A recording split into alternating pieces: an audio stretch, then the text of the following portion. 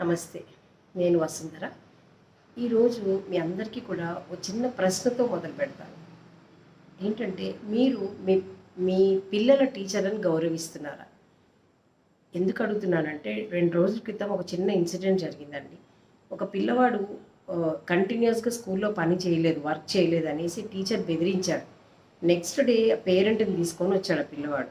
Parent ఆ టీచర్‌ని పట్టుకొని మార్నింగ్ ఆఫీస్ రూమ్‌లో అడుగుతున్నాడు.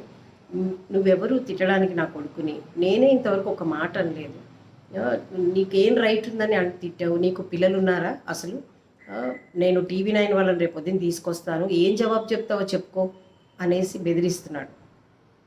ఒక్కసారి మీరందరూ ఆలోచించండి. టీచర్లకి ఒక పరిధి పెట్టి, ఒక లక్ష్మణ్ రేఖ గీసినట్టు వాళ్ళకు ఒక బ్యారియర్స్ పెట్టి, నువ్వు నీకు అంటే వాళ్ళకి రైట్ లేదు, నీకు ఫ్రీడమ్ లేదు అంటే వాళ్ళు ఎంతవరకు పని చేయగలరు చెప్పండి? వాళ్ళేమనుకుంటారు, ఎందుకు రిస్క్ తీసుకోవాలి, వీళ్ళు ఊరికే ఇలా ఇలా మమ్మల్ని అరుస్తున్నారు వచ్చి, ఏం పట్టించుకోకుండా వదిలేస్తే అయిపోతుందనుకుంటారు. అలా కాకుండా నేను మీ అందరికీ ఒక సలహా ఏమంటే టీచర్లకి ఫ్రీడమ్ ఇవ్వండి. అంటే వాళ్ళ చేతిలో అప్పచెప్పి మీరు మా పిల్లలకి మంచి బుద్ధులతో కూడిన విద్యను నేర్పియండి అని వాళ్ళకి చెప్పండి. వాళ్ళు చాలా సంతోషంగా చేస్తారు. టీచింగ్ అనేది ఒక నోబుల్ ప్రొఫెషన్ అండి. టీచర్లందరూ కూడా చాలా ఇష్టంగా చేస్తారు. వాళ్ళకి ఆ ఫ్రీడమ్ ఇచ్చి చూడండి. వాళ్ళు మీ పిల్లల్ని ఎంత బాగా తయారు చేస్తారో. పిల్లల ముందు దయచేసి టీచర్లని అంటే డిగ్రేడ్ చేస్తూ అలా మాట్లాడకండి.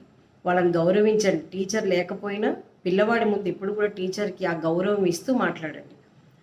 ఎందుకంటే పిల్లలకి ఆ టీచర్ పట్ల భక్తి, భయం అనేది ఏర్పడాలి.